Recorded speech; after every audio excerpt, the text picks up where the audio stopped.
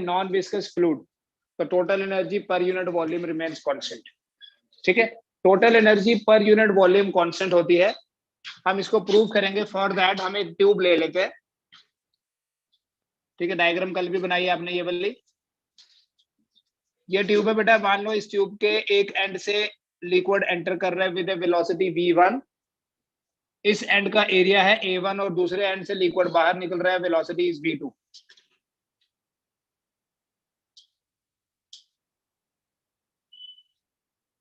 यहां प्रेशर है P1 और यहां का प्रेशर है P2। This is cross section X, this is cross section Y। इसकी हाइट है H1 और दूसरे क्रॉस सेक्शन की हाइट है H2। लिक्विड यहां से एंटर कर रहा है and from this and the liquid is leaving out, बाहर निकल रहा है। क्या स्टेटमेंट है बर्नौलीज थ्योरम की कि total energy per unit volume जो है वो कांस्टेंट रहता है। Total energy per unit volume जितनी x पे उतनी ही y पे, इसको हम प्रूव करेंगे। ठीक है, देखिए वर्क डन पर सेकेंड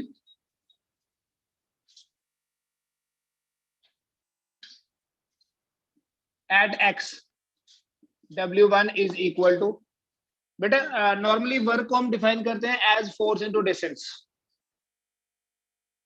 ठीक है, लेकिन इस फोर्स की जगह लिख सकते हैं pressure into area into distance.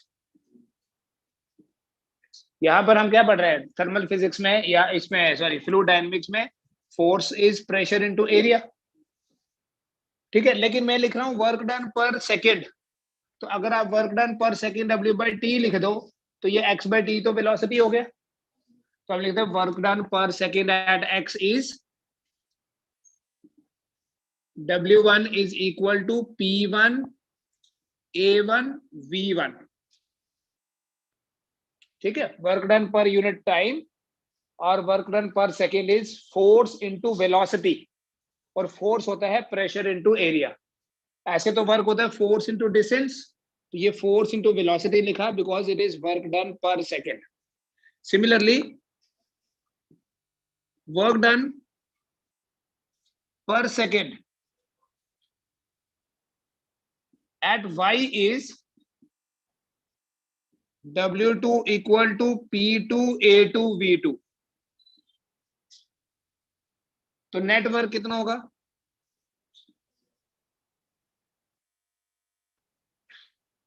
W is equal to W1 minus W2। It means W is equal to P1 A1 V1 minus P2 A2 V2।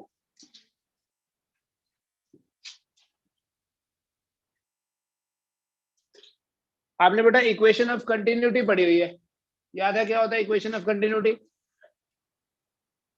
Volume of liquid flowing per unit time remains constant. वो हमने पढ़ा था area और velocity का जो product है वो constant होता है, याद है? Small area will have more velocity and larger area will have less velocity according to equation of continuity.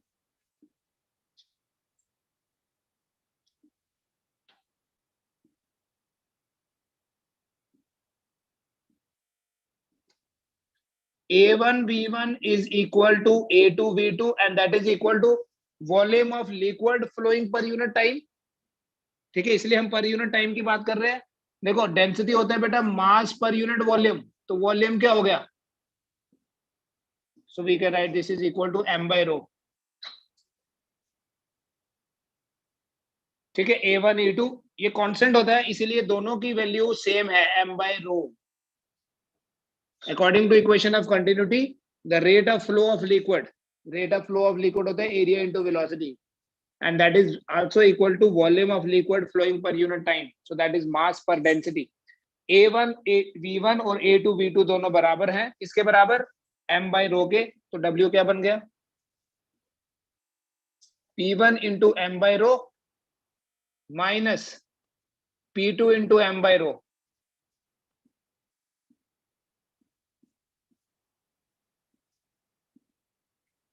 So W is equal to P1 minus P2 into m by rho।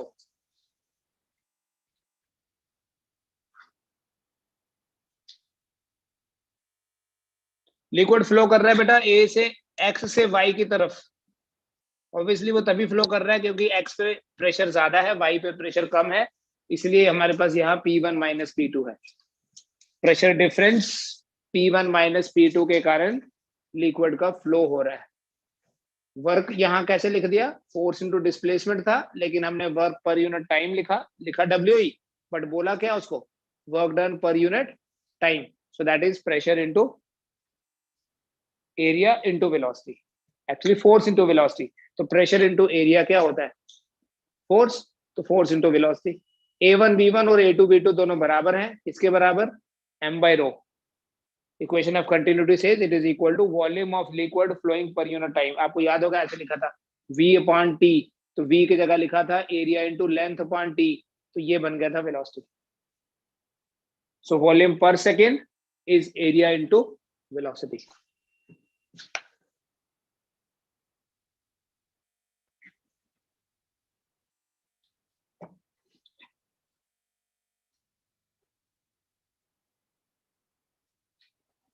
उसके बाद देखें बेटा, what is kinetic energy at x.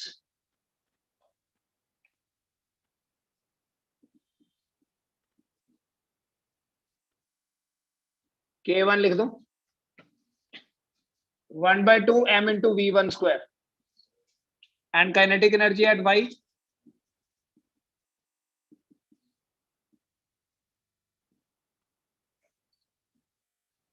बोलो यहां से यहां जाते हुए काइनेटिक एनर्जी बढ़ी कि कम हुई, वेलोसिटी बढ़ी कि कम हुई, इस एरिया यहां से यहां आते हुए वेलोसिटी बढ़ गई, क्यों, क्योंकि ये एरिया छोटा है, जहां एरिया छोटा होगा वहां वेलोसिटी ज्यादा होती है।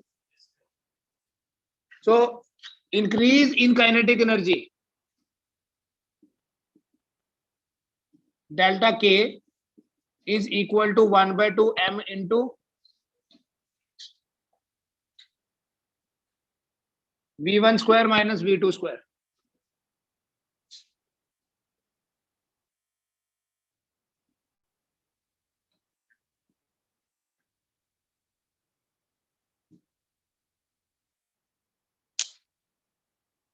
पोटेंशियल एनर्जी कितनी है बेटा ए पे,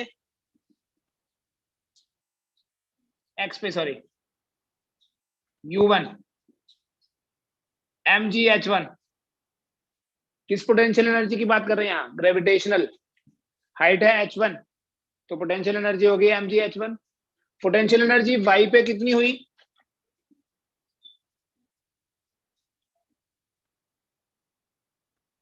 mgh2।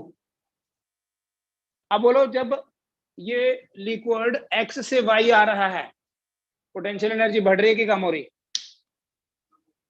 कम हो रही है, क्यों, क्योंकि हाइट कम हो गई। अगर दूसरी तरह लेते तो वो बढ़ जाती। सो डिक्रीज इन पोटेंशियल एनर्जी कितनी हुई, decrease in potential energy delta U अगर लिख लूं, mg common h1 minus h2। लेकिन बेटे जब लिक्विड ये x से y की तरफ जा रहा है, ओवरऑल उसकी एनर्जी बढ़ रही है, तभी वो जा रहा है। मतलब x से y आते हुए उस लिक्विड की टोटल एनर्जी जो है वो बढ़ रही है। काइनेटिक एनर्जी में इंक्रीज हुआ, मान लो ये इंक्रीज हुआ 10 का और पोटेंशियल एनर्जी में डिक्रीज हुआ 8 का, तो ओवरऑल कितनी चेंज हो गई energy, 2। So net increase in energy क्या है, नेट इंक्रीज इन एनर्जी अगर मैं डेल्टा E लिख दूं, so it will be delta K minus delta U।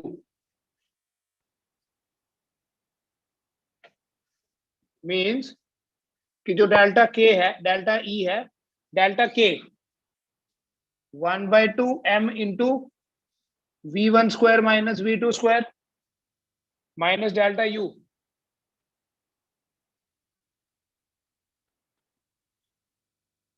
इसको बेटा बोल दो equation number 2।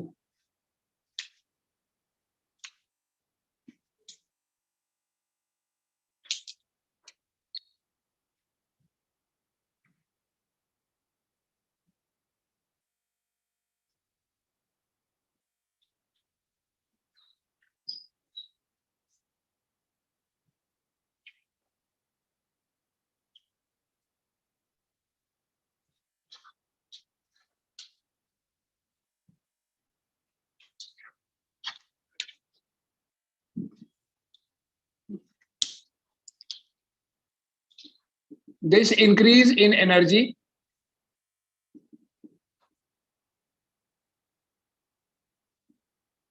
is at the cost of work done. Therefore, W is equal to delta E.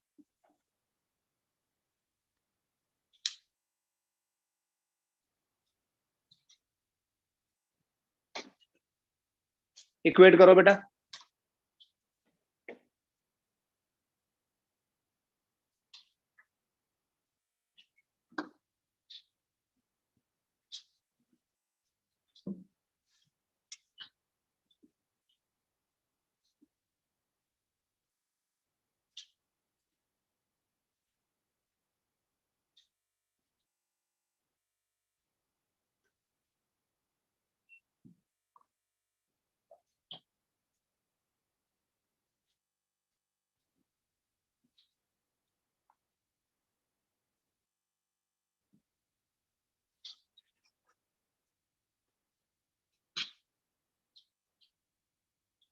It means P1 into m by rho minus P2 into m by rho. या एक काम और करो बेटा, m कैंसिल ही कर दो पहले. m तो इधर भी है, यहां भी है, यहां भी है. कैंसिल और इस रो को यहां मल्टीप्लाई कर लो, इधर भी और इधर भी. इजी हो जाएगा आपके लिए. देख लीजिए मैं क्या कर रहा हूं, फिर आप खुद करो इसको.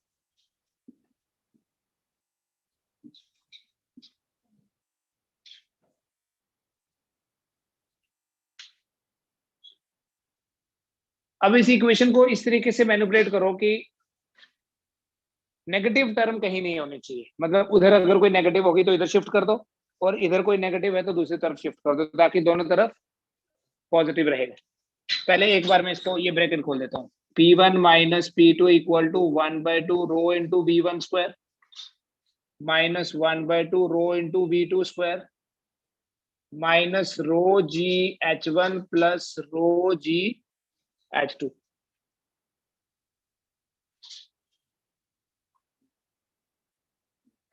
ये दोनों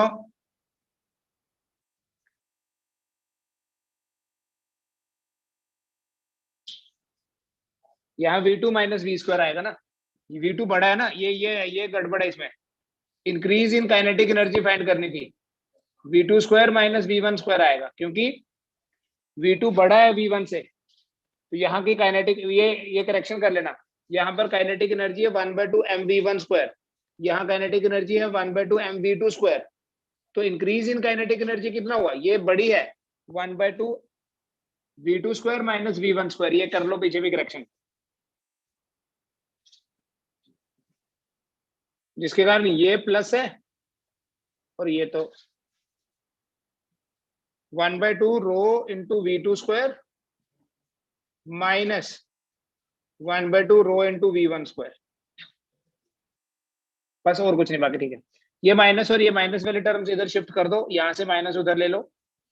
P1 plus 1/2 rho into V1 square plus rho G H1 equals to P2 plus 1/2 rho into V2 square plus rho G H2. यहां तक कर लो.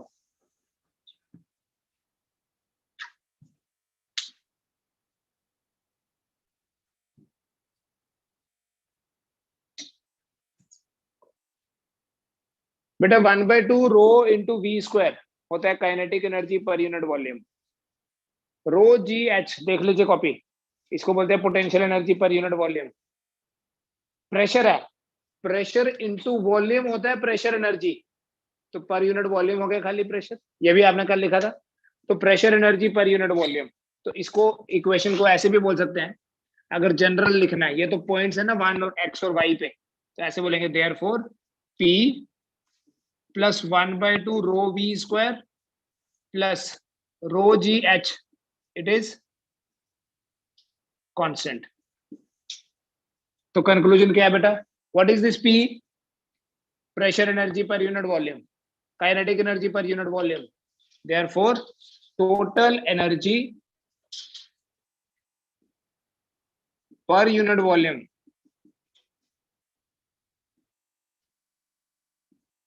remains conserved. Total energy per unit volume remains conserved means constant. ठीक है, this is Bernoulli's principal. यही से हमने start किया था, अगर आपको याद हो तो स्टेटमेंट में सबसे पहले यही लिखा था. ठीक है, तो अभी उसका प्रूफ आ गया.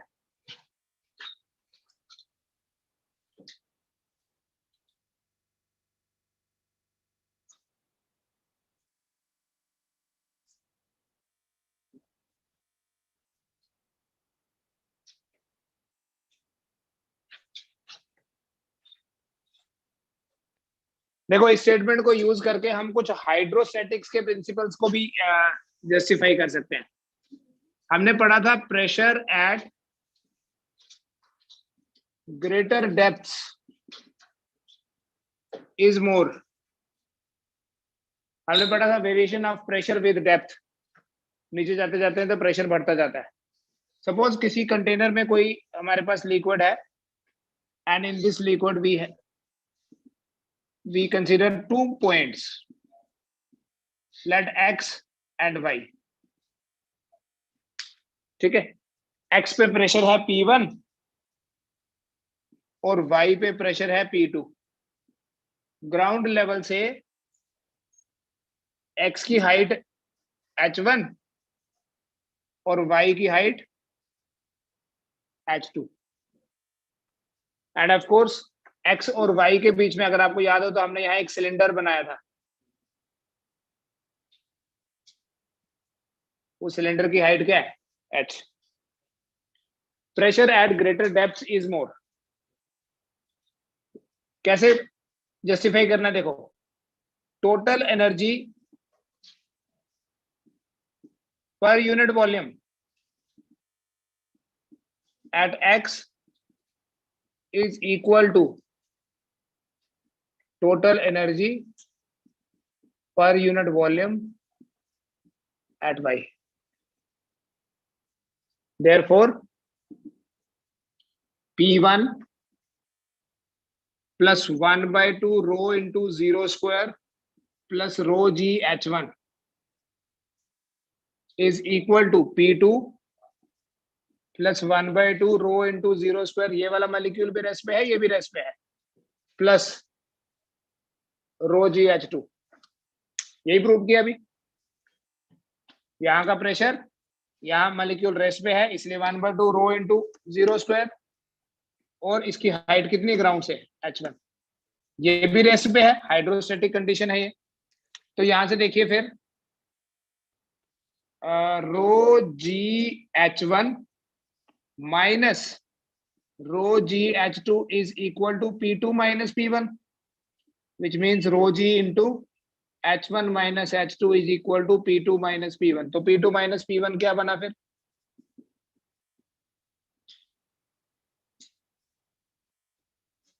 क्योंकि H1 minus H2 ही तो H है. यही फॉर्मूला हमने हाइड्रोस्टैटिक्स में भी पढ़ा था. क्या लिखा था लास्ट में? P2 equal to P1 plus, pressure बढ़ता जाता है डेप्थ बढ़ने के साथ साथ.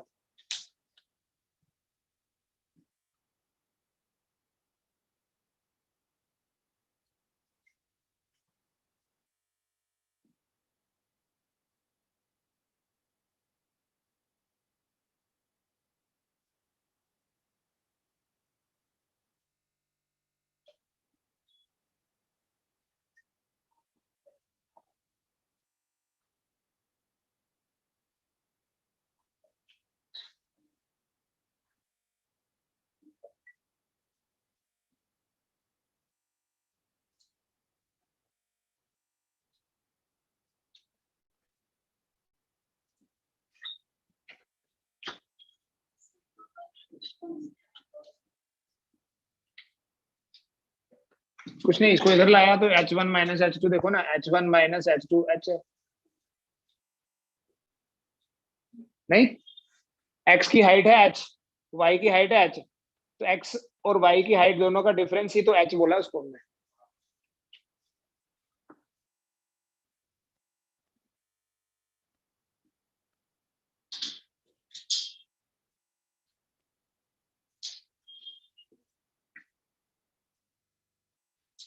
बेटा इसके बेसिस पे ना एंट्रेंस में एक सिचुएशन आती है, इसी का आउटकम है, इसको बोलते हैं बेसिकली टोरिसेलीज थ्योरम। इस पे बेस क्वेश्चन आता है। क्या कैलकुलेट करते हैं हम टोरिसेलीज थ्योरम की हेल्प से? हम कैलकुलेट करते हैं वेलोसिटी ऑफ इफ्लक्स। इफ्लक्स होता है कमिंग आउट, फ्लो को बोलते हैं फ्लक्स।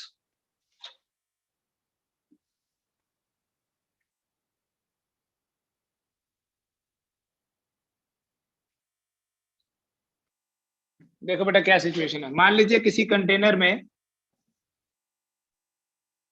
कोई लिक्विड है,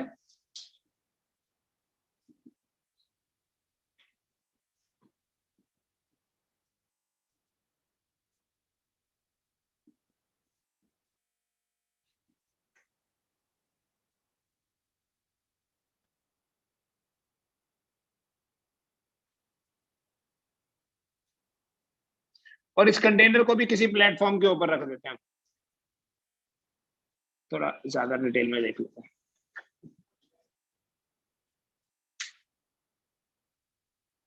यहाँ इस कंटेनर की जो पानी जिसमें फिल्ड है, h हाइट तक फिल्ड है पानी या कोई भी लिक्विड। एंड क्या सिचुएशन है देखो, अगर यहाँ इधर एक होल कर दें तो लिक्विड बाहर आएगा ऑब्वियसली, यहां से लिक्विड जो है it will come out. Question ये है कि अगर ये होल इस टॉप सरफेस से एच डेप्थ नीचे है और कुछ नहीं दिया हुआ है, तो ये किस वेलोसिटी से बाहर निकलेगा लिक्विड? ठीक है, फॉर द टाइम बिंग मैं इसको मिटा देता हूं, चलो नेक्स्ट पार्ट में मैं ये भी डालूंगा, अभी मैं इसको ग्राउंड पे ही रख रहा हूं। जिस वेलोसिटी से लिक्विड बाहर निकलेगा उसी वेलोसिटी को बोलते हैं velocity of efflux. The velocity with which the liquid comes out through a hole in the container is called velocity of efflux. थोड़ी डिफरेंट अलग सी सिचुएशन लग रही है, कैसे पता करेंगे वेलोसिटी? दी हुई तो हाइट है, बहुत सिंपल है। जस्ट आपको ये पता रहना चाहिए कि बर्नौली थ्योरम का स्टेटमेंट क्या है। जिस वेलोसिटी से लिक्विड यहां इस होल से बाहर निकलेगा उसे बोलते हैं बेटा वेलोसिटी ऑफ इफ्लक्स। ठीक, दो पॉइंट्स ले लेता हूं मैं, एक पॉइंट टॉप सरफेस पे ए और दूसरा पॉइंट यहां है जहां होल किया, और वो पॉइंट है B. We have two points A and B. बेटा ए पे जितनी एनर्जी होगी बी पे भी उतनी एनर्जी होगी, अभी पढ़ा हमने। 1/2 ये वाले मॉलिक्यूल जो सरफेस पे है ये तो रेस्ट पे है, रो इंटू 0² प्लस रो जी, ये ग्राउंड से कितना ऊपर है h, प्लस देखो ये एटमॉस्फेयर के साथ कांटेक्ट में है तो यहाँ एटमॉस्फेरिक प्रेशर होगा प्लस P0। ये आ गई kinetic energy per unit volume, ये आ गई potential energy per unit volume, और ये आ गया pressure energy per unit volume. यहाँ देखो अभी इट इज इक्वल टू जो यहाँ का मॉलिक्यूल है, अगर वो v वेलोसिटी से बाहर निकला तो उसकी काइनेटिक एनर्जी होगी 1/2 रो v²। अच्छा इस पॉइंट की हाइट कितनी है ग्राउंड से? h माइनस एच, ये कैपिटल एच है, ये स्मॉल एच है, ये h माइनस, तो रो जी h माइनस एच।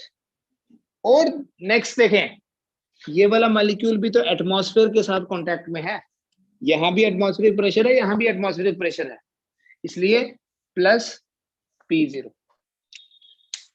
एक तो अभी देख लो ये P0 और ये P0 कैंसल, ठीक है, ये तो 0 ही है, तो क्या ऐसे लिख सकते हैं rho g h equal to 1/2 rho v² plus rho g into अभी काट देंगे। 1/2 रो इंटू वी स्क्वायर आ जाएगा आपके पास rho g h minus rho g h minus h. इसको इधर शिफ्ट करो। क्या कॉमन ले लेंगे बेटा इन दोनों में से?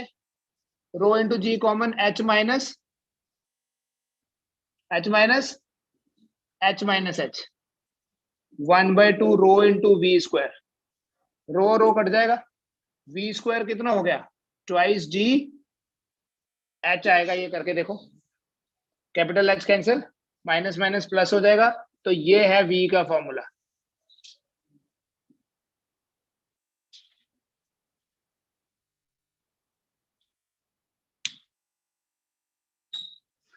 किस वेलोसिटी से लिक्विड बाहर निकलेगा?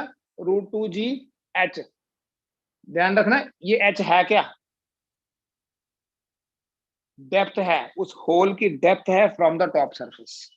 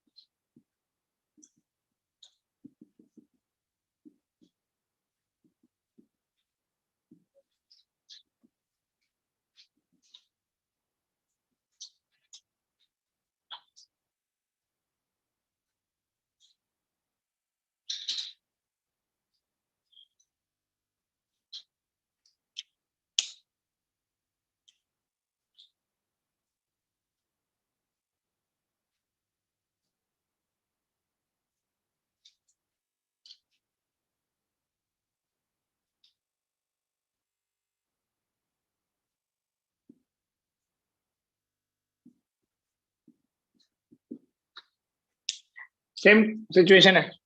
h है टोटल हाइट, दो होल्स हैं, एक एक की डेप्थ है h टॉप सरफेस से, और दूसरे की हाइट h है बॉटम सरफेस से। तो इधर से अगर लिक्विड एच v1 वेलोसिटी से आ रहा है और यहां से लिक्विड v2 वेलोसिटी से आ रहा है, तो बताओ v1 और v2 की रेशो कितनी होगी? ये फॉर्मूला है v का, ये फॉर्मूला है। अब इसमें आपको देखना है कि ये क्या है।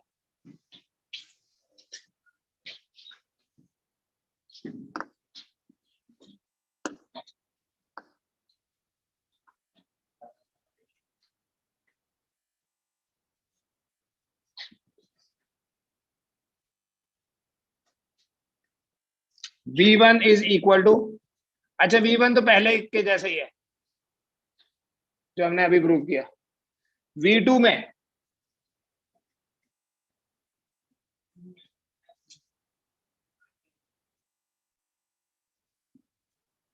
क्योंकि वेलोसिटी के एक्सप्रेशन में ये कौन सा डिस्टेंस है, डिस्टेंस बोलूंगा टॉप सरफेस से जो है वो, तो यहाँ तो टॉप सरफेस से h ही है, बट इसका टॉप सरफेस से कितना होगा? अगर टोटल h है, नीचे से h ऊपर है, तो ये h माइनस h। तो v1/v2 क्या बनेगा? √2g कैंसिल, नहीं तो लिखूंगा ऐसे,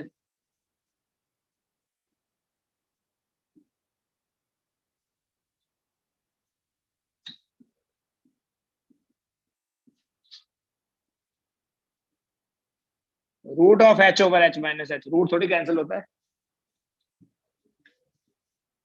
x² के x/y होता है।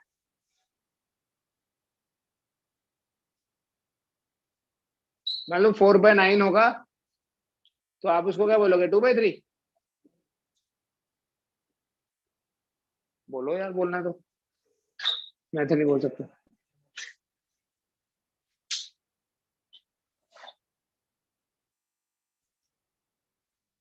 ठीक है,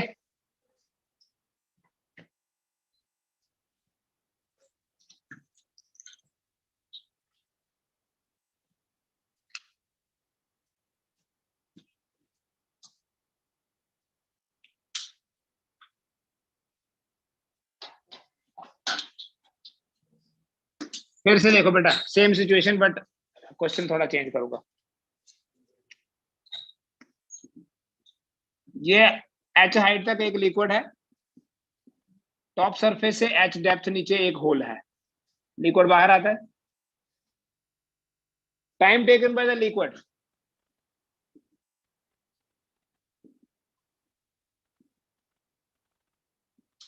टू रीच द ग्राउंड। अगर वो टाइम t है, वर्टिकली कितना नीचे आया liquid? h minus h, vertical तो ये है, और आपने पढ़ा हुआ है प्रोजेक्टाइल मोशन में भी 2h/g होता था ना। तो यहाँ वर्टिकल डिस्टेंस कितना ट्रेवल करना है? ठीक है, इसको टाइम ऑफ फ्लाइट बोल दो आप, जितनी देर ये लिक्विड हवा में रहा ग्राउंड पे पहुंचने से पहले। अच्छा, ये लिक्विड कितनी दूर गिरा, उसे रेंज बोलते हैं। रेंज इज इक्वल टू जितनी वेलोसिटी से लिक्विड आया और जितना टाइम लगा। Distance is equal to speed into time.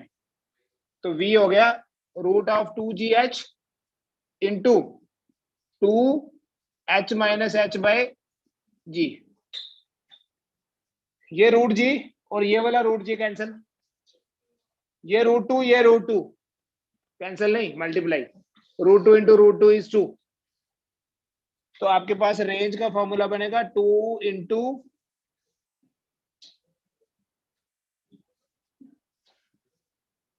h into h minus h।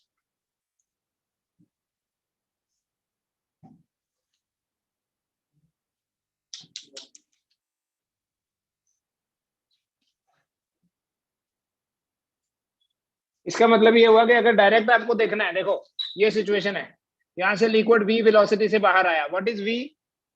√2gh। Time लगा उसको t नीचे पहुंचने में, what is t? √2h minus h by g। मतलब जो वेलोसिटी है उसमें ये डिस्टेंस है कि टॉप सरफेस से कितना और टाइम में नीचे से ऊपर कितना है, लेकिन जो रेंज फाइंड की उसमें दोनों है। r कितना? 2 into h into h minus h। ठीक है, ये डायरेक्ट फॉर्मूला याद रखें आप, ये क्वेश्चन बनते हैं आपके। जैसे ये वाली डायग्राम है, दो होल्स है यहाँ, 1 2। हमने अभी निकाला बेटा v1/v2। ठीक है, मैं बोलूंगा यहां से जो लिक्विड आ रहा है वो कब नीचे गिरेगा, और यहां जो लिक्विड आ रहा है उनके टाइम की रेशो बताओ कितनी होगी। ठीक है, आप करोगे। और 1 और 2 की रेंज की रेशो कितनी होगी? वेलोसिटीज की रेशो तो फाइंड कर ली ना इस फॉर्मूले से, एक के लिए h लिखा, दूसरे के लिए h माइनस h लिखा। अब टाइम की निकालो, t1 कितना होगा? √2, ये नीचे से कितनी ऊपर है वो देखना है, h minus h by ji.